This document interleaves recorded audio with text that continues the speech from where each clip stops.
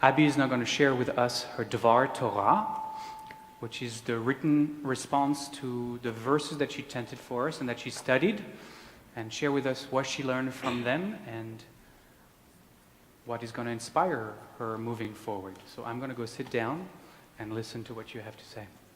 Great. Okay. So let me tell you a little bit about what happened in the Torah before we get to my Torah portion. From the last big story of Noah and the Ark, the Torah lists all of the ancestors between Noah and Abram. Abram, by the way, is the person who is later called Abraham. The previous Torah portion ends with a long list of so-and-so had a kid named whatchamacallit. This many years after having whatchamacallit, he died. And it goes on like that for 19 verses. In all these verses, there's not much to be found about Abram. All we hear is that Abram and his brothers got married, the names of their wives, and that Abram's wife didn't have any children. That Torah portion ends by telling us that Abram, his father, and the rest of their family set out for Canaan, the English pronunciation would be Canaan, but once they got to Haran, they settled there instead of continuing their journey. And then, at the beginning of my Torah portion, God speaks to Abram, "Go forth to the land that I will show you." Thinking about my Torah portion, I decided to focus on that "go forth," the two words, lech lecha, that my Torah portion is named after. I believe that these words are about internal and external motivation. There are many ways that people interpret the words lech lecha: go, leave, go forth, go for yourself, and go to yourself. The Hebrew grammar makes all of these different translations possible.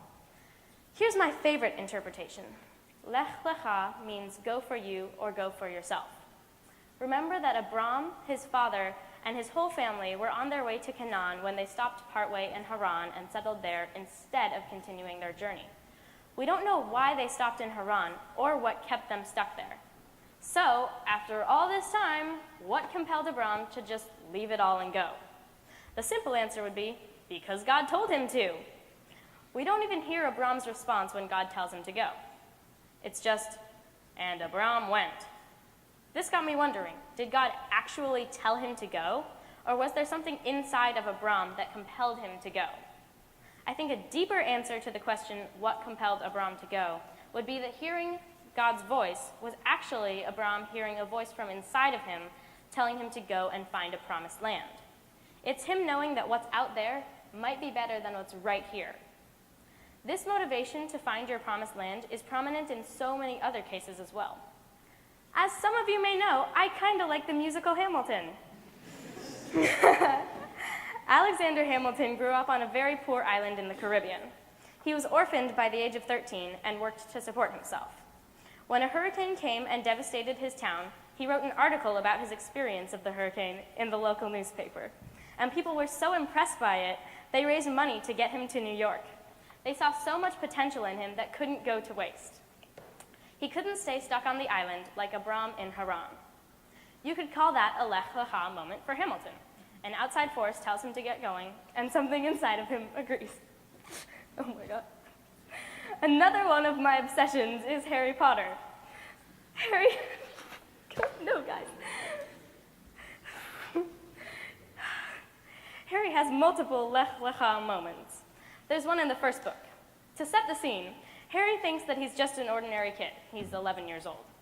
But then Hagrid, a giant, comes from a magical school, tells Harry he's a wizard, and asks Harry to come to the School of Magic, Hogwarts. Whoa, there it is. Go to a land where there's something better for you and make yourself known.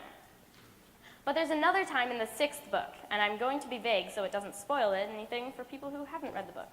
They should read the book, though. Dumbledore believes that Harry can complete a simple task, or not a simple task, complete a task that Dumbledore started, and Harry doubts himself. However, he goes on to do the task.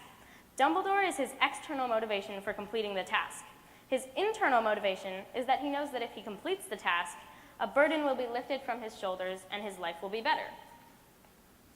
As I mentioned earlier, I believe that Abram's lech lecha was more internal motivation than God actually telling him to go. Looking at internal motivation in my life, there are many examples. Doing well in school is a huge motivation for me. My parents never pressure me to get good grades because they don't need to. I get good grades, not because my parents will punish me if I don't, but because I want to make myself proud and have peers that respect me. There's a bunch of inner motivation there. Another place of inner motivation for me is playing a musical instrument. Even though I don't like practicing when I first start, knowing that I'll get better compels me to practice. I was originally learning to play guitar for a school project.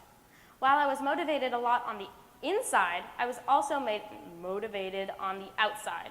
I didn't want to make a fool out of myself in front of a ton of my peers. That was outer motivation contributing to inner motivation.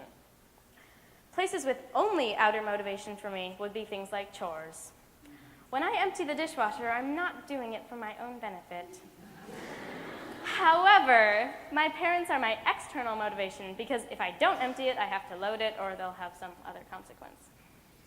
I noticed that the things that I'm inwardly motivated about are usually things that I'm good at and am energized by, but they're also engaging and require me to think hard.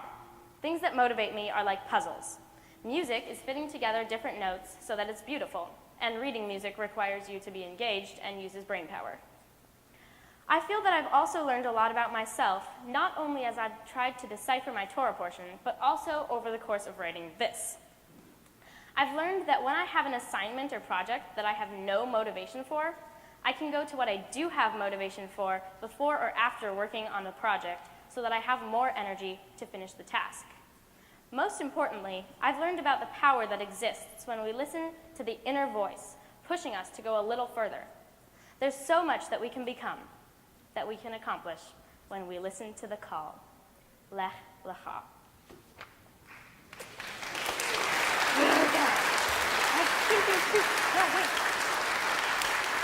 And then there's more because I also want to thank everybody who's super awesome, which is like all of you. So I'd like to end my talk with thanks. I'm so thankful for everybody who came today. You're all so great, and I'm so glad you could be here.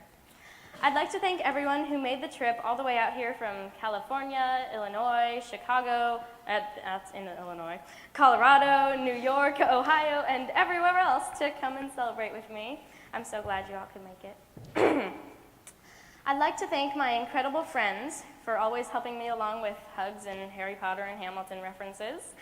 I'm so grateful to Rabbi Olivier for helping me with my talk, learning the blessings, and somehow making every chapter in our history book his favorite. I'm so appreciative of Amy for teaching me how to read Hebrew, chant trope, and learn my Torah portion. Thank you to all of my fellow B'nai Mitzvah students, hello people, for being amazing and helpful and singing the blessings so that you can cover up my mistakes. Thanks, guys. I'd like to thank all of the teachers in my life for always inspiring me to push harder and achieve my full potential. I'm so grateful for my wonderful sister, Julia, who is such an incredible, crazy person. Julia, I admire your quick willingness to help and your always energetic attitude. Your hand guides me on my way, and your presence makes me brave, because you will always be there for me. And finally, I would like to thank my incredible, amazing, super supportive, magical parents who managed to raise me this far without going insane. You have helped me with so many things, and we'd be here all day if I had to list all of them.